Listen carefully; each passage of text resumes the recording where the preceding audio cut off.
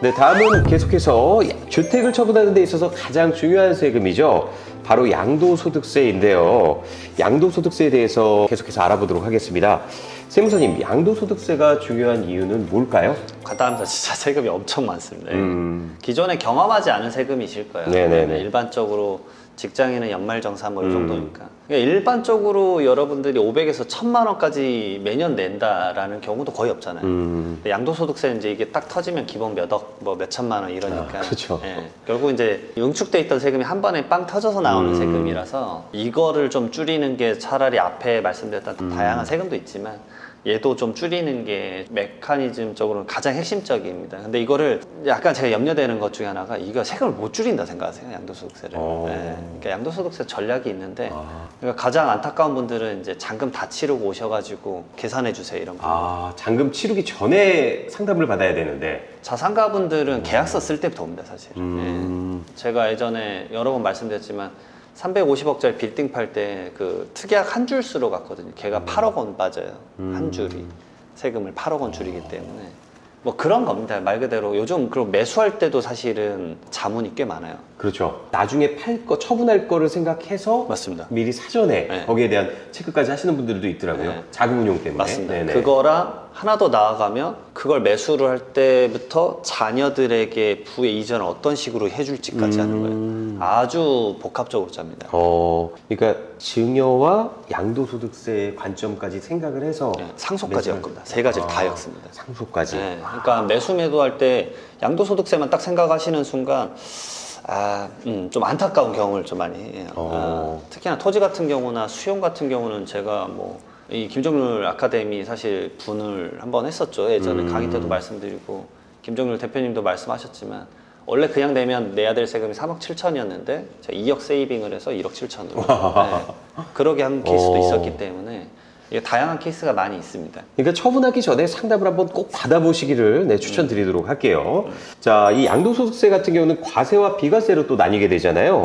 양도소득세 일반 사항에 대해서도 설명 좀 부탁드리도록 하겠습니다. 아주 간단하긴 하지만 비과세는 딱 주택만 있습니다. 12억 원까지는 이제 내가 1세대 1주택 비과세다. 그러니까 주택을 만약에 투자를 하시는 분들은 비과세를 지키는 게 가장 큰 절세다라고 말씀드리고 아까 말씀 주신 게 너무 좋은 게 내가 당연히 비과세라고 생각하는데 비과세가 주택 하나여도 안 되는 경우가 있어요. 그러니까 본인은 당연히 비과세라고 생각을 하시죠. 그렇죠. 그러니까 복합적으로 못 보는 경우가 있어서 그런 분들한테도 말을 해요. 제발 한 번은 이렇게 돈이 뭐 낭비가 될 수 있고 시간도 낭비가 되실 수도 있긴 하겠지만 왜냐면 그러게 해서 비과세인 줄 알았다고 다 잔금 치르고 오셨는데 주택 하나세요. 근데 비과세 안 돼서 3억 내신 분이 있거든요. 그러니까 특히 그런 착각들 많이 하시더라고요. 그냥 2년 보유만 하면 되는 줄 알고. 맞습니다. 거주까지 해야 되는데. 아주 네네네. 정확하십니다. 정말 아주 유경험자시고 네, 맞습니다. 그게 조정 대상 지역의 경우가 조금 애매한 게 조정 대상 지역이 해제가 됐다고 해서 나 이제 비과세다 이렇게 생각하시는 분들이 있는데 구매할 당시의 기준으로 보는 거잖아요. 맞습니다. 그렇죠? 네. 그게 전부 다 초기화가 되면 좋을 텐데 아직 초기화가 안 됐기 때문에 그리고 과세는 이제 일반적으로 내는 거, 그 다음에 좀 세금 중하게 내리는 거, 그 다음에 뭐 감면을 좀 적용해서 10% 깎아준다거나 이런 식의 시스템이 있습니다. 네. 자, 그리고 분양권과 그 주택 입주권의 2년 미만 단기세율이 개정이 된다면서요? 이게 개정 예정안을 내놨었어요. 사실은 내놨었는데 이것도 말 그대로 이제 미뤄지고 있기는 합니다. 그래서 저는 이런 거를 미리 말씀드린 이유가 개정이 되면은 내가 자산 포트폴리오 어떻게 짜면 좋을지에 대해서 미리 알아두시는 게 자산가의 관점이거든요. 물론 아직은 개정이 안 됐습니다. 그래서 2년 미만 단기 세율은 뭐 1년 미만 70%, 지방소득세까지 하면 77% 너무 과하죠. 그다음에 1년 이상이면 66%이기 때문에 이런 세율은 미리 알고 계시고, 그 다음에 이것 때문에 이제 말씀드리는 거예요. 절대 부동산은 이제 주식처럼 할 수가 없다. 취득하고 그 다음날 팔 수가 없다. 그리고 개정이 되면은 이런 형태로 개정이 될 수 있겠구나. 그래서 이 개정 예정사항을 항상 숙지를 하시는 게 좋습니다. 1년 지나면 기본 세율 적용받으니까 내가 갖고 있는 기간을 좀 줄여서 투자의 이제 포트폴리오를 어떻게 짤 것인가. 이런 것들 항상 염려해서 좀 접근하시라고 말씀드립니다. 그럼 이것도 개정 예정이면 언제쯤부터 적용이 될지는 아직 알 수가 없는 이것도 부분이네요. 미지수입니다. 말 그대로 국회를 통과를 못했었고 사실 이것도 나온 지가 오래됐습니다. 23년 상반기 경제정책 방향 때 나온 건데 쉽지 않을 것 같다는 생각을 좀 합니다. 말 그대로 부동산에 대해서는 아직까지는 뭐 경기가 좋다고 생각을 안 하시는 것 같긴 한데 변수가 많은 것 같습니다. 네. 자, 그리고 합산이 어떻게 되느냐에 따라서도 양도소득세 금액이 또 크게 달라지던데요. 맞습니다. 이게 같은 연도에 팔아버리면 이 부동산이나 부동산상의 권리죠. 입주권이나 분양권을 같이 합쳐서 계산하거든요. 그러면 말 그대로 뒷페이지에 바로 보시게 되면은 같은 연도에 팔아버리면 1억 6천에 팔으면 세금이 4천만 원 정도 나오는데 따로 팔면 좀 분산이 되는 거죠. 근데 이거는 당연히 이 정도의 지식은 다 알고 계실 거예요. 문제는 내가 인생에 그런 경험을 마주하지 않을 수도 있겠지만 마주할 일이 생겼을 때 과연 대처가 가능한가요? 네. 좀 말씀드려보면은 제가 경험했던 케이스인데 24년도에 하나 파신다 그랬어요. 그리고 25년도 하나 파신다 그랬어요. 말 그대로 하나씩 팔고 이제 나 이사 갈 거야. 그러니까 뭐 상급지로 갈 거야 이러셨거든요. 근데 24년에 이제 12월 달에 거래하기로 했는데 항상 우리는 변수가 생겨요. 그렇죠. 항상 변수가 생깁니다. 네. 매수자가 갑자기 은행에서 대출이 된다 그랬는데 대출 심사가 좀 길어져서 25년 1월 초에 잔금을 치를 수 있다. 이런 일이 펼쳐집니다. 나의 의지와는 상관이 없어요. 그럼 그게 그 다음해로 또 넘어가게 되는 거니까. 25년 건 이미 계약서 다 써놨는데 왜냐면 25년 2월에 잔금이셨거든요. 그러면은 합쳐져 버리니까 내 양도세가 늘어나잖아요. 그분 같은 경우는 늘어난 양도세가 거의 2, 3억이었거든요. 그럼 좀 달라지죠, 얘기가. 그래서 이제 제가 말씀을 드렸죠. 이게 세법상 잔금 청산일은 둘 중에 빠른 날입니다. 이제 잔금을 미리 받은 날, 잔금을 받은 날과 소유권 이전 등기 중에 빠른 날로 보거든요. 그래서 제가 말씀을 드렸죠. 등기를 넘겨라. 근데 등기를 넘기면 잔금 못 받지 않느냐. 그리고 가등기나 전세권을 설정해라. 그런 것들에 내깁니다. 더 디테일한 건 제가 강의 때 말씀드리겠지만 이런 식으로 뭔가에 락을 걸어놔야죠. 안전장치를 걸어놔서 24년에 양도되게끔 하고 25년도에 양도를 하나 하기 위해서 합산을 피해갈 수 있고 그런 말 그대로 매수자의 변칙 때문에 상황이 생기면 내가 그 계약 형태에서 어떻게 유리함을 가져갈 것인가. 차라리 계약 파기하고 배액 배상 받겠다. 뭐 이런 것들. 그런 것들이 현장에서 바로 펼쳐진단 말이에요. 그러니까 이게 준비를 안 해놓으면 이거 강의 듣는 거 아무 소용이 없죠. 제가 말씀드린 거 실전에서 써먹을 수 있는. 그러니까 이거를 보면서 현장에서 어떤 거래 형태가 왔을 때 어떻게 할 수 있을 것인가. 그거를 본인에게 유리하게 가져가야 되는데 이거를 이제 만약에 중개사님들도 볼 거예요. 이런 강의를 많이 하시니까. 중개사님들도 그걸 얘기를 해주면서 조력자로서 그렇죠, 이 수임료를 또 네네. 받는다거나 현장에서 어떻게 할 것인가 그런 고민을 하는 것들을 전 너무 많이 경험했기 때문에 그래서 가끔 저를 그냥 단순히 숫자 계산하는 사람으로 생각하지만 전혀 그렇지 않다. 그러니까 컨설팅을 또 제대로 받아야 그 자금 운용하고 처분하는 데 있어서도 또 문제가 없으니까요. 그죠? 맞습니다. 네. 사전에 미리 꼭 상담해 보시길 다시 한번 말씀드리도록 하겠습니다.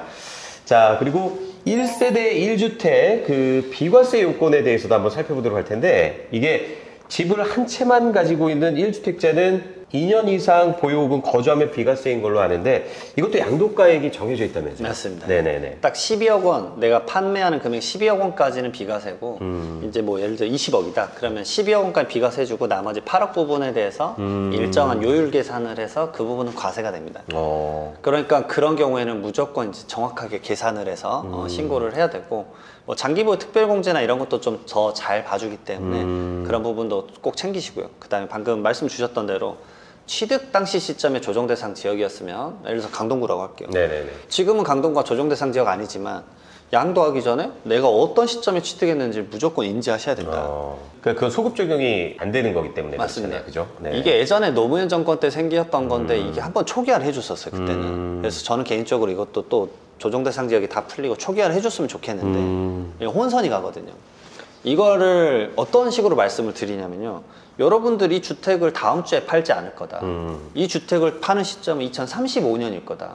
그러면은 2030년에 혹시나 그 뭐 예를 들어서 세무사가 됐던 분에게 이 업무를 맡긴다라고 가정을 해보면 이 중과세가 2017년도에 생긴 건데 과연 그 법을 알 것이냐. 뭐 예를 들어 경험했던 사람은 그때 그런 게 있었는데 그런 것에 이제 좀 트래킹을 해서 따라갈 건데 그러니까 제가 말한 건 진짜 실무인 거예요. 네. 그래서 제가 강의 때 말씀드리는 거는 그걸 말씀드리죠. 본인의 등기 필증 앞에다 포스트잇을 붙여 놓으세요. 이거 취득 시점에 조정 대상 지역이어서 2년 거주해야 된다. 본인 재산은 본인이 컨트롤 해야 되거든요. 그러니까 그걸 포스트잇만 붙여 놓으면은 팔 때 집문서 한번 보면서 이런 게 있었습니다라고 일을 맡기는 세무사님한테 말할 수 있는 거죠. 간혹 가다가 그 공인중개사분들 중에도 잘못된 세금 지식으로 인해서 컨설팅을 좀 잘못해 주시는 분들도 좀 있더라고요. 그러니까 그 말만 믿고 또 샀다가 또 낭패를 보거나 처분했다가 맞습니다. 낭패를 보는 일 없게끔 다시 한번 말씀드립니다. 네, 세금 쪽에서 본인이 좀 직접 공부해야 됩니다. 맞습니다. 네. 자, 그리고 그 세대 구성하는 그 1세대 1주택 같은 얘기를 할 때 세대를 구성하는 요소에 대해서도 한번 설명 좀 부탁드리도록 할까요? 이게 결국은 이제 주택을 아버지가 뭐 예를 들어서 네 채인데 자녀가 무주택자인 상황이에요. 그러면은 한 채를 줘서 자녀가 비과세를 만들게 하겠다라는 플래닝이 제일 많거든요. 그런데 이제 자녀가 그러면 세대를 구성을 독립적으로 할 수 있느냐를 제일 많이 여쭤보고 말 그대로 근데 이 자녀가 대부분 20대예요. 답이 안 나와요. 그러면은 여기 나왔던 1번 혼인한 경우는 거의 없습니다. 20대가. 두 번째 만 30세 이하죠. 그래서 세 번째 요건을 많이 충족을 하셔야 된다 말씀드려요. 결국 자녀가 어느 정도 소득이 있어야 된다. 말 그대로 2024년 기준으로 뭐 중위소득이 40%만 90만 원을 벌어야 된다. 근데 제가 말씀드리고 싶은 거는 법은 이렇게 적혀 있어요. 하지만 세금의 실무는 좀 다르다라는 걸 말씀드리고 싶습니다. 왜냐하면 최근에 이거 관련된 얘기가 있었는데요. 이 자녀가 100만 원 정도 벌었어요. 월마다. 그러면 기준 맞으니까 당연히 해줘야겠지만 안 됐습니다. 100만 원에 월세가 뭐 80만 원 이랬어요. 그러니까 20만 원 갖고 과연 생활을 할 수 있느냐. 그러니까 예규는 경상비용이라는 표현을 씁니다. 너가 일반적으로 삶을 유지할 수 있는 비용이 있어야 되는데 그 비용을 번 것 같지 않다. 근데 자세히 알고 봤더니 생활비를 부모님에게 받고 있었던 거예요. 100만 원 중에 80만 원이 월세로 나가게 되면 20만 원 갖고 생활을 한다는 게 현실적으로 불가능하죠. 그렇죠. 이런 부분까지 다 참고를 하는군요. 그렇죠. 그러니까 이게 법은 법리 판단하고 이제 사실 판단이 있는데 법리만 보신 분들은 아 이거 당연히 오케이지 하고 제가 예를 들어서 이 경험이 많이 없다 그러면 아 됩니다 라고 할 것 같아요. 근데 저는 절대 그렇게 말하지 않아요. 왜냐면 이제 대법원 판례나 이런 걸 너무 많이 봤기 때문에 그래서 아 막상 하시면 좀 다를 거다. 세금의 세정의 실무는 그렇게 돌아가지 않는다. 그걸 좀 말씀드리고 싶었습니다. 그러니까 뭐든지 칼재듯이 돌아가지 않는다. 네네네. 자, 그리고 그 1주택자의 경우 한 채를 더 구입을 해서 일시적으로 또 2주택을 소유하게 되는데 이것도 비과세를 만드는 방법이 있다면서요? 그렇죠. 맞습니다. 네네. 예. 말 그대로 어쩔 수 없이 내가 팔고 이사를 가는 경우는 많지 않지 않습니까? 왜냐면 이사할지를 먼저 골라놓고 이사 가고 종전주택을 파는 게 맞으니까 거주 이전을 좀 자유롭게 해야 되니까 그러니까 종전주택 취득하고 1년 이후에 무조건 다음 주택을 취득을 해야 된다. 이걸 이제 신규주택이라고 하죠. 이게 기간이 너무 짧으면 계속 샀다 팔았다 하니까 그걸 막기 위해서 1년이란 게 있고요. 그다음에 A주택 자체는 본연의 목적으로 이제 자기가 이 비과세 요건을 충족해야 됩니다. 보유기간 2년, 뭐 조정대상 지역이면 거주기간 2년까지. 그리고 B주택, 새로운 주택 취득하고 나서 A주택을 이제 3년 이내 팔라는 거죠. 그러니까 너 새로운 주택 이사 가고 3년 여유 줄게. 3년 안에 팔아. 그 내용입니다. 3년 이내 팔면은 A주택이 이제 비과세가 되는 건데 제가 여기서 이 장표로 또 말씀드릴 건 사실 그겁니다. 이거를 1월 달에 팔았다 가정을 하겠습니다. B주택을 그러면 2월 달에 팔면 비과세가 되느냐. 이런 거를 믹스를 시키죠. 예. 이 B주택을 팔면은 그러면 비과세가 될 거냐. 딱 보시면은 이제 좀 아시는 분들은 알 건데 비과세가 됩니다. 왜냐면 22년 7월에 취득했고 비조정 대상 지역이니까 2년 거주 요건 안 해도 되죠. 그러면 이미 A주택을 판 상태이기 때문에 B주택만 봤을 때는 2년 보유만 하면 돼요. 23년 7월 이후에 팔면 비과세 오케이. 그러니까 그 요건이 충족했기 때문에 A, B 주택을 두 개 딱딱 비과세로 팔고 상급지 이동. 이런 거죠. 여기서 또 궁금한 내용이 어떻게 보면 취득할 때의 그 관점으로 보는 거잖아요. 그럼 만약에 취득할 때의 관점에서는 비조정 대상 지역이었다가 나중에 이게 조정 대상 지역으로 묶여요. 그래서 처분을 하려고 할 때도 비조정 대상 지역으로 인정을 받을 수 있는 건가요? 맞습니다. 취득했기 때문에 2년 거주가 필요가 없습니다. 그래서 예시를 딱 이렇게 만들어 놓은 겁니다. 아, 그렇군요. 그래서 그런 것들에 대한 것도 간단한 지식이지만 활용하시면 좋다. 네, 말씀드립니다. 자, 그리고 무엇보다 또 무섭게 느껴지는 게 이 양도소득세 중과인데요. 이건 또 어떻게 부과되는 건가요? 사실 지금 중과세율이 아주 높기는 한데 유명무실하기는 합니다. 바로 다음 장표에 있긴 한데 2년 이상 보유를 하게 되면 25년 5월 9일까지는 팔았을 때 중과세를 적용하지 않습니다. 근데 이제 제가 말씀드리고자 하는 건 중과세율을 계속 말씀드려요. 왜냐하면 아직까지 법에 있다. 그리고 두 번째로 이 한시적 배제가 내년에도 연장이 될까? 저는 그걸 말씀을 드려요. 이게 이명박 정권 때도 똑같이 3년 하다가 그 다음에 폐지가 됐어요. 중과세를 폐지시켰는데 지금은 모르죠. 지금 상황은 또 다를 수 있거든요. 그러니까 25년 5월 9일까지 이게 연장을 1년 단위로 계속 연장을 했었거든요. 23년, 24년, 25년.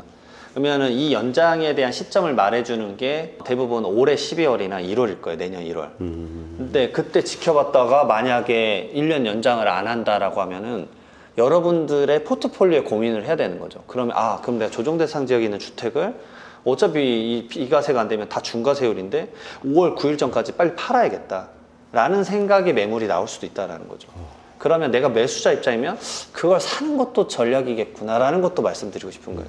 그러니까 이 정책이 시장에 미치는 영향을 좀 생각을 해봐라 말씀을 드리는 겁니다.